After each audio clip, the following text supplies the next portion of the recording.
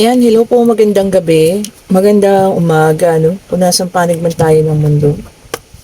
Sana po ay nasa maayos tayong kalagayan, ano? Wala kayong sakit na nararamdaman. Ayan, mga healthy, ha? Okay po. Oh, ang aga nito, no? So, meron tayong Knight of Swords. Ayan. Yan pa nga natin. Kaninong reading kaya itong ating ma... Ayan, in-adjust ko lang po, ha? Makukuha sa ngayon para magkasya yung ating mga cards. Okay? Salamat po pala sa lahat ng mga bumili ng ating mga Lucky Charms. Ayan. Napag-iinti ko na po lahat kanina, ha. 10 din yun. Naku, ang dami na, no. Salamat po. Yung Lunes, meron din. Tapos ngayon, Miyerkules, ano. Salamat po sa inyo, ha. At maraming salamat din po doon sa mga talaga nagpapatunay ng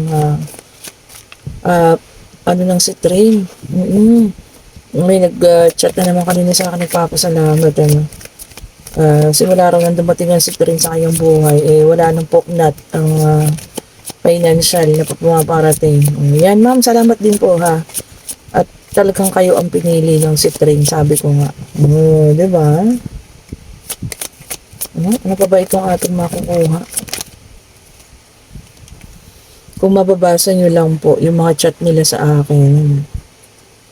Minsan nga, gagawa tayo ng compilation. Popost ko sa Facebook. Ayan, para makita nyo talaga. Salamat po, ha.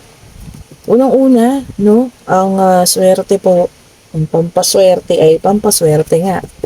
Pero, mas kailangan tayong, siyempre, manalig sa Panginoon, ha. Dasal lagi at sipag. O, diba? O, tignan nyo naman to, nagkasunod-sunod.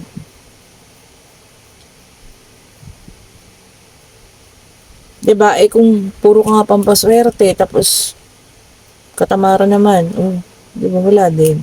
So, kailangan po ng sipag, ano. So, meron tayong Knight of Swords, meron dito tayong King of Swords, meron tayong Ace of Swords, puro swords, ha. And then, meron tayong Ace of Cups, ayan. Meron tayo ditong Union card, 3 of Cups. Okay. Natin.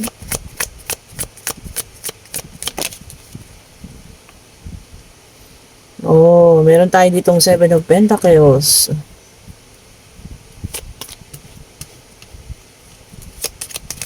Natin, dalawa na lang. Ibigay niyo na sa amin. Dalawa na lang. Para makita natin kung kanino ang reading na ito.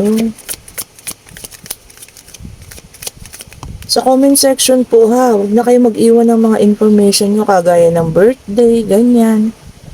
Siyempre po baka nakukuha ng ibang tao, no? Baka mamaya kayo ay maloko. Okay po, huwag na po kayo mag-iwan sa comment section ng mga birthday ninyo at kung ano-ano pa pong information ninyo. Baka mamaya may mag-chat sa inyo, sabihin ako yan, ano? Alam niyo na, napakaraming manloloko po ngayon. Okay po, kung hindi kayo magpapa-personal reading po, huwag niyo na pong iiwan yung mga date of birth niyo doon. Okay po, mag-comments lang po kayo kung ano yung gusto niyo sabihin, pero huwag na po yung mga personal na information niyo. Okay? Kasi baka mamaya magamit ng ibang tao yan. Sabi ko nga sa inyo nga, maraming mga marunong gumawa ng mga tactics ngayon para makapangloko ng tao. Okay po. At kung gusto po ng personal reading para sa Friday, ha, magpabook na po kayo ngayon. Hindi pong iiwan mga birthday niyo, mga pangalan ng mga person niyo dyan po sa comment section, ha. Okay, basta binabasa ko naman po lahat ng comment ninyo hanggat maaari. Gusto ko makuha yung energy ninyo, no. Kahit mag-iwan lang kayo ng heart kung ano man dyan. Basta wag na po yung mga sensitive na information sa inyo. Okay? Dahil alam nyo, sabi ko nga nagtatrabaho ko sa sa fraud department kami. Naku, napakarami po sa US nakukuha yung mga information dahil lang sa mga social media account.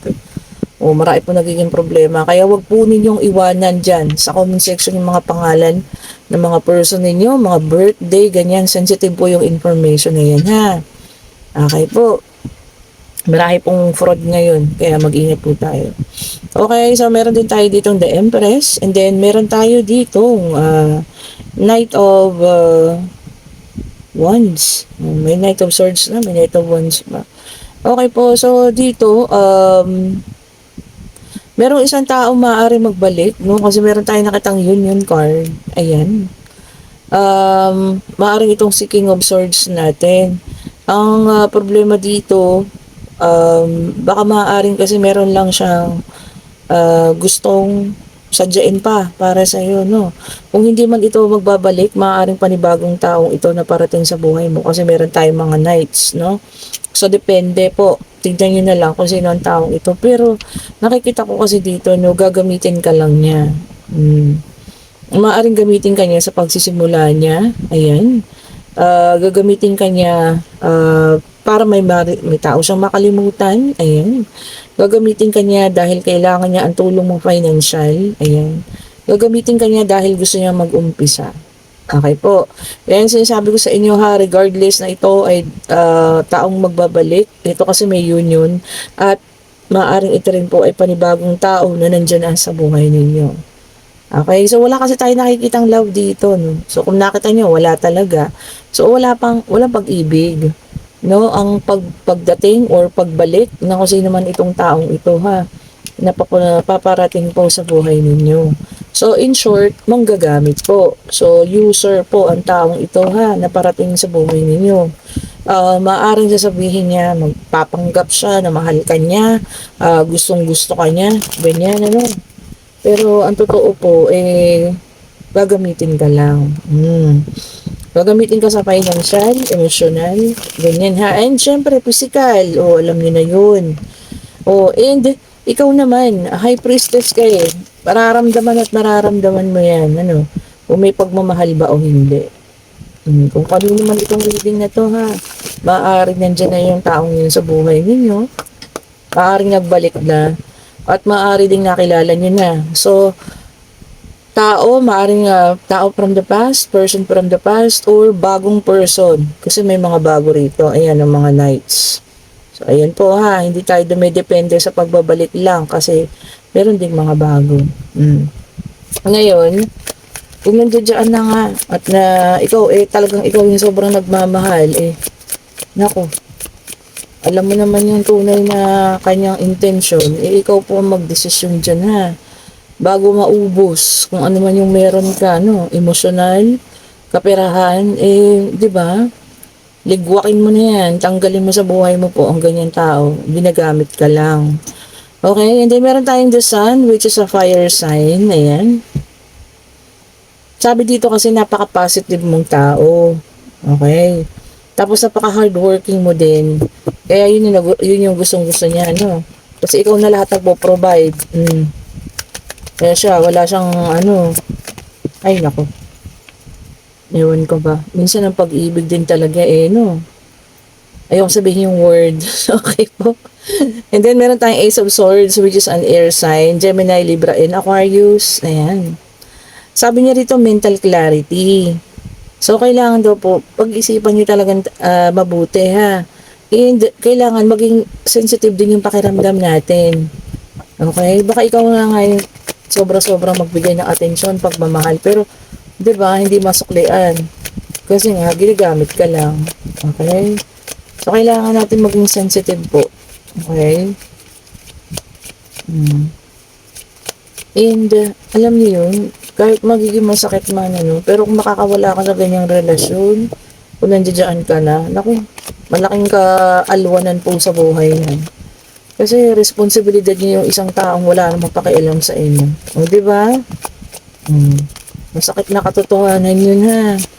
Pero yun po yung katotohanan. Baka gusto ka lang kasi merong pinapakinabangan sa'yo. At nagagamit ka niya sa kung ano, no? Yun po. Bitawan niyo na po yan. Pero alam niyo na, pagmahal nga kahit anong sabihin ko sa inyo, kurutin ko man yung singit ninyo dyan, wala diba? Tutuloy at tutuloy pa rin kayo.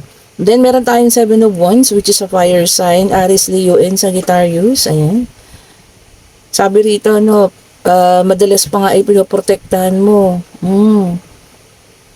Ano ba yan? Ay nako, siguro marami nagsasabi na mali yung ginagawa mo. Kamag-anak ka. magulang mo, kaibigan mo. Yung sabi sa'yo, mali yan, hindi siya yung tamang tao para sa'yo, pero pinaprotektahan mo pa. Ay, nako, nakakabulag po talaga ang pag-ibig ha. Pero once na magising ka na, naku, magugulat ka sa sarili mo, bakit ko ginawa yun? Diba? Okay, and then meron tayo ditong two of pentacles, ayan. Earth sign, ay tagi-tagis talaga, oh, galing ha.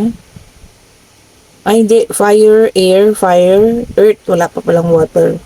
Oh, dito na wala na yung pagbabalance eh. Oh, nagiging overcommitted ka na raw, na disorganized ka na. And prioritize mo na nga siya. 'Di ba? Ayun na. So wala na.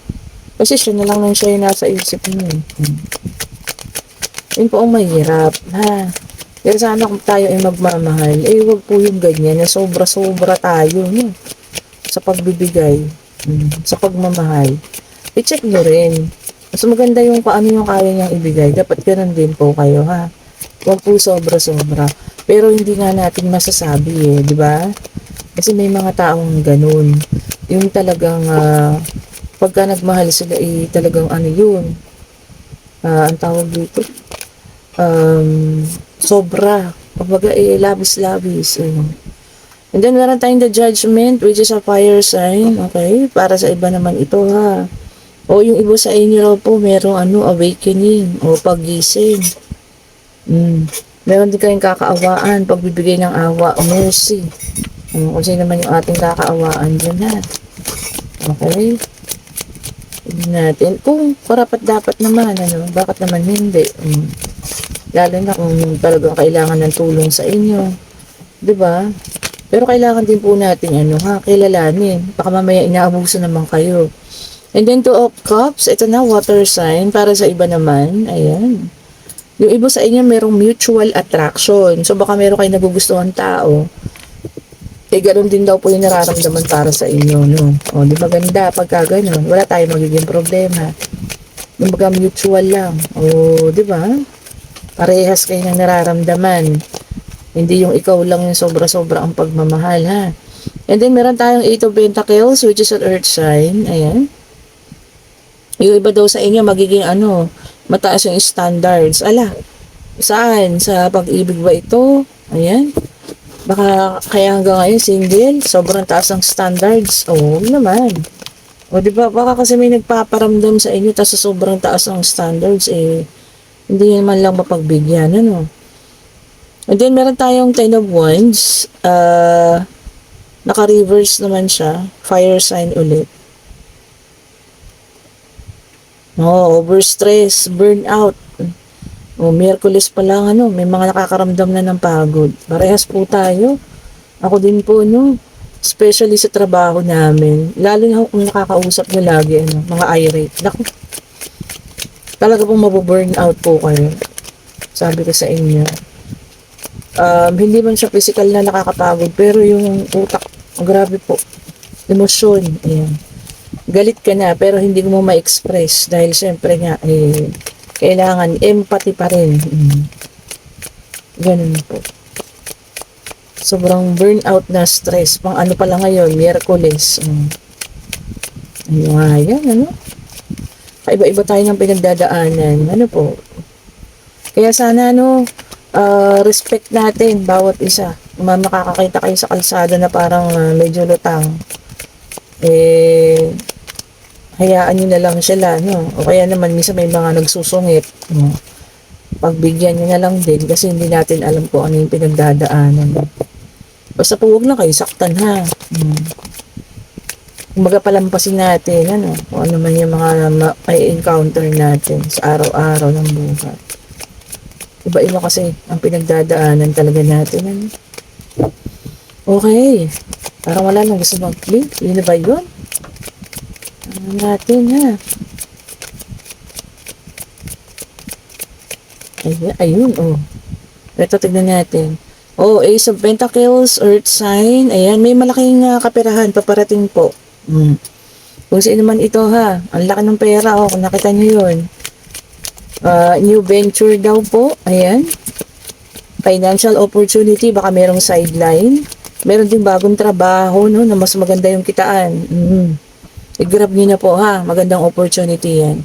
Then meron tayo 9 of Wands, so fire sign ulit, naka-reverse. Ayan. Struggle.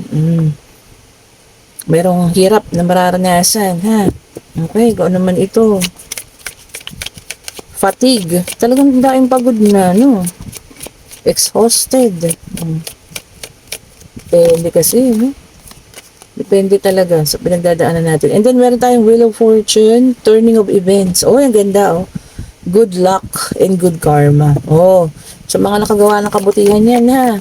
Good karma is coming. And doon sa mga nakakaranas ng hindi maganda, eto na. Turning of events. Kumaga pag-ikot. Kaya nga Wheel of Fortune. Pag-ikot po ng ating kapalaran. Then, meron tayo ditong Queen of Pentacles and Reverse, which is an earth sign. Ayan. Oh, sabi rito, no? Self-care. Unahin yung sarili. Napakaganda, no? And meron daw kayong suspicion. Meron kayong suspecha. Ayan, kung ano man yan. Sa isang pangyayari, sa isang tao, meron kayong pinagsususpechahan kasi suspicion. So, tignan niyo raw po ha, baka maaaring totoo yan. Kunyari, suspecha mo na si ganito ay ganito. Si ganito ay ganyan. Oh. May basis daw po yan ha, baka maaaring totoo ang inyong mga suspecha. Ayan. Ayan, and ito na ang ating yes and no card. Pwede na kayong magtanong ha. Pag-ibig pangyayari. Ayan. Financial. Pwede rin pong pag-alis, no? Pag-travel, ayan. Sa mga kabataan dyan, maanong ulam, charot. Ay, eto na ang sagot, oh. Oh, yes. Oh, okay po, ha. Yes, ayan. Yan, yes po ang sagot po. Ano yung tinanong mo? Ayan, sabi rito, no, vision. Yung iba sa inyo nakaka-visualize, no, kung ano man yung paparating, kung ano yung pasunod. Minsan wag natin siyang ipag sa walang bahala, ha, kasi baka mamaya yun talaga yung mangyari. At least nakita mo na. Kumbaga, may mga pangyayari kayong nararamdaman na alam niyo kung ano yung magiging kasunod. Okay po. So, kailangan pag-isipan mo na yung, kumbaga nakaplano. Kunyari, meron ka isang gagawin na bagay, ganito yung magiging resulta nito. So, dapat ganito yung gagawin ko. Yun, yung mga ganun po, no? Maano yung visualization ninyo. So, kung ganun po kayong tao, kailangan naka-organize. So, alam niyo yung kasunod nyo dapat na gagawin. Okay po, and kung kayo nasa unang reading at ramdam nyo na, yung sa situational reading nyo, kayo ay ginagamit lang. Ako siguro kahit mahal na mahal nyo pa, bago maubos yung financial ninyo, bago ka maubos, ayan, bumitaw na po, ha. Okay po. Meron at meron naman darating para sa inyo na kayang tumbasan yung tunay na pagmamahal na ibinibigay sa inyo. Manggagamit po ang taong ito at saka talagang i-drain ka niya, uubusin ka niya. Lahat po, lakas mo, kaperahan mo, ayan. Lakas mo saan? Okay po, basta uubusin ka niya, ha. So, kailangan niyo pong bumitaw. Makalakas ang intuition mo, ayan, kung sa itong reading na to, alam na alam mo po. Kaya lang minsan sabi ko nga nabubulagan tayo ng sobrang pagmamahal. Okay po, and kung nagugustuhan niyo ating reading, pa-like, pa-share, pa-subscribe, and hit the notification bell para lagi tayong updated sa mga bagong videos na nire-release natin. And kung sino may gusto ng mga lucky charms, ito po ang evil eye ring. Oh, ang ganda, no? Ayan, may set tayo niyan, may kasama pa yung bracelet. Ayan, Tsaka meron din pong singsing eye quintas yan, ha. Mag-order na kayo at kung gusto niyo ng ating mga lucky charms, ayan. Sabi ko nga, ito ang ating lapis lazuli. Ayan, ilang piraso na lang, no? Ayan, meron din tayong tawag ito, tiger eye yan. Okay. Actually, nagkalat yung mga balahibo ng aking mga alaga. Nagsha-shading po kasi sila. Ayan, meron tayo dito ang carnelian. Ito po para sa love life, itong dalawa na to, carnelian and rose quartz. And meron din tayo ditong original na jade. Ito po ang ating citrine mantra. Ito po ang ating original na citrine. Ayan. Ito po ang jade, rainbow jade. At ito ang ating rose quartz na tourmaline. Oo, yan. Rose quartz po ang tawag sa kanya. Kasi parang rose yung bato niya. Oh, ang ganda. Then, ito po ang ating combination, tiger eye and black tourmaline. At ito po ang black tourmaline, ayan, with evil eye na to. Ayan, meron na rin siyang mantra. And syempre ang ating mga amethyst. Ayan. So ang dami kong pinadala kanina, yung iba dito ko nakinuha, no. Kaya medyo nakita niyo bawas na siya. Ayan po, kung gusto niyo ng ating mga lucky charm po ha, especially kung talagang may problema tayo sa pangkaperahan, mararecommend ko po talaga ang Citrine. Kahit ano naman dyan, itong mantra or original po, parehas silang powerful po, okay? Thank you so much for watching. Have a great day po. Have a great night. Ayan. Take a rest po. Ayan. And pa-like, pa-share, pa-subscribe, and hit the notification bell para lagi tayong updated sa mga bagong videos na nire-release ko po. Bye-bye po sa lahat.